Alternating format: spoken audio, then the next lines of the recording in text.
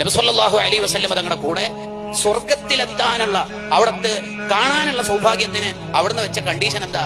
ലൈസ ഫീ ഖൽബിക ഗിശ്ശുൻ ലിഅഹദിൻ. ഒരാളോട് വെറുപ്പില്ലാതെ മോനെ ജീവിക്കാം. ഒരാളോട് വെറുപ്പില്ലാതെ. നമുക്ക് ഒരാളോട് എങ്ങനെ വെറുപ്പ് തോന്നുന്നത്? ശരിക്കും വെറുപ്പ് തോന്നാനുള്ള ഒരു കാരണം ഒന്നിക്കിൽ നമുക്ക് കിബർ ഉണ്ടാവും, അല്ലെങ്കിൽ അയാളോട് അസൂയ ഉണ്ടാവും. രണ്ടും നമ്മുടെ പ്രശ്നമാണ്. ഒന്നിക്കിൽ അയാളോട് നമുക്ക് അസൂയ ഉണ്ടാവും, അല്ലെങ്കിൽ നമുക്ക് അയാളോട് വെറുപ്പ് തോന്നാനുള്ള കാരണം നമുക്ക് കിബറായിരിക്കും. അതാണ് അതിന്റെ കാരണം ഉണ്ടാവും. ഒരാളെ കാണുമ്പോൾ നമുക്ക് മോശം വിചാരം വരുന്നു. ഉദാഹരണത്തിന് അയാൾ എപ്പോഴും ഉസ്താദ്മാരെ മുമ്പിൽ വലിയ ആളാൻ കളിക്കുന്ന ആളാണ്, ബാഡ്ജ് കിട്ടാൻ ശ്രമിക്കാൻ വലിയ കഴിവുള്ള ആളാണ്, സ്റ്റേജിൽ തന്നെ ഇരിക്കണം മൂപ്പർക്ക് ഭയങ്കര പൂതിയുണ്ട്. എനിക്ക് അൽഹംദുലില്ലാഹ് അങ്ങനെയൊന്നുമില്ല. അതൊക്കെ വലിയ രോഗമാണ് സത്യത്തിൽ. ഈ തസ്കിയത്തുൻ നഫ്സാണ് അത്തരക്കാർക്ക് ഉണ്ടാവുക. എന്ന് പറഞ്ഞാൽ ഞാൻ കുഴപ്പമില്ലാതെ ഇങ്ങനെ ഒരു ചിന്ത വരും. ഇബ്ലീസ് ലഅനഹുല്ലാഹ് എല്ലാ മനുഷ്യന്മാരെയും പിഴപ്പിക്കാൻ ശ്രമിക്കും. സർവരെയും എല്ലാ മനുഷ്യന്മാരെയും ഇബ്ലീസ് ശ്രമിക്കും. കാരണം ഇബ്ലീസിന് അറിയാം ഓരോരാളെ എങ്ങനെയാ പറ്റിക്കേണ്ടത്.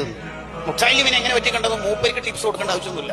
മൂപ്പര് 1,00,000-ലധികം നബിമാരുടെ കാലത്ത് ജീവിച്ചോണ്ട് തന്നെ എല്ലാ ഉടായിപ്പും മൂപ്പർക്ക് അറിയാം. അതിൽപ്പെട്ട ഒന്നാണ് ഞാൻ കുഴപ്പമില്ല എന്ന തോന്നൽ. ആ തോന്നൽ എന്നാണോ വരുന്നത് അന്ന് ഇബ്ലീസ് തിരിച്ചു പോകും. അപ്പൊ ശൈത്താന്മാരായ പേരക്കുട്ടികളും മക്കളൊക്കെ ചോദിക്കും, ഉപ്പാപ്പ അയാളെ പറ്റിക്കാനാണല്ലോ രാവിലെ തന്നെ പാന്റും സൂട്ടും കൂട്ടൊക്കെ ഇട്ടിട്ട് പോകുന്നത്, പറ്റിക്കണില്ലേ? ഇല്ല. എന്റെ അയാൾ ഒന്നിച്ചു കൂടിയാൽ ഞാൻ തന്നെ കുറച്ചും കൂടി കുഴപ്പമാവാൻ സാധ്യതയുണ്ട്. ഞാൻ ഓൾറെഡി മണ്ടനാണ്, ഇനി മരമണ്ടനാവാൻ സാധ്യതയുണ്ട്. കാരണം അയാൾ എന്നെക്കാൾ വലിയ ആളായിട്ടുണ്ട്. കാരണം അയാൾക്ക് തോന്നിയിട്ടുണ്ട്, ഞാൻ സെക്രട്ടറി ആയ കാലത്ത്, ഞാൻ പ്രസിഡന്റായ കാലത്ത് തോന്നിയിട്ടുണ്ട്. അത് തോന്നി തുടങ്ങിയാൽ നമ്മളെ നാശം തുടങ്ങിയിരിക്കുന്നു. അതാണ് ഹാത്തിമുൽ അസ്സം റളിയല്ലാഹു അൻഹു പറഞ്ഞത്, വൽ ഫഖ്റ ഇലൽ മീസാൻ.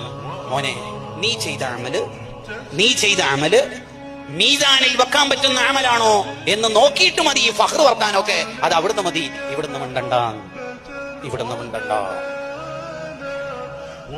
നമുക്ക് നമ്മളെ കുറിച്ച് നല്ല വിചാരം ഉണ്ടാകുമ്പോഴാ വേറൊരാളെ കുറിച്ച് മോശം ചിന്ത വരിക.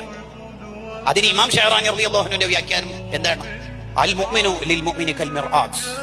ഒരു മുഅ്മിൻ മറ്റൊരു മുഅ്മിന് കണ്ണാടി പോലെയാണ്. എന്താണ് ആ ഹദീസിന്റെ അർത്ഥം?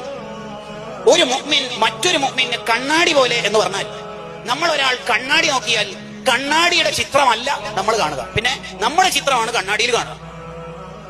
നമ്മുടെ ചിത്രമാണ് കണ്ണാടിയിൽ കാണുക എന്നപോലെ വേറൊരു മുഅ്മിൻ നിന്റെ മുമ്പിൽ നിൽക്കുന്ന കണ്ണാടിയാണ്.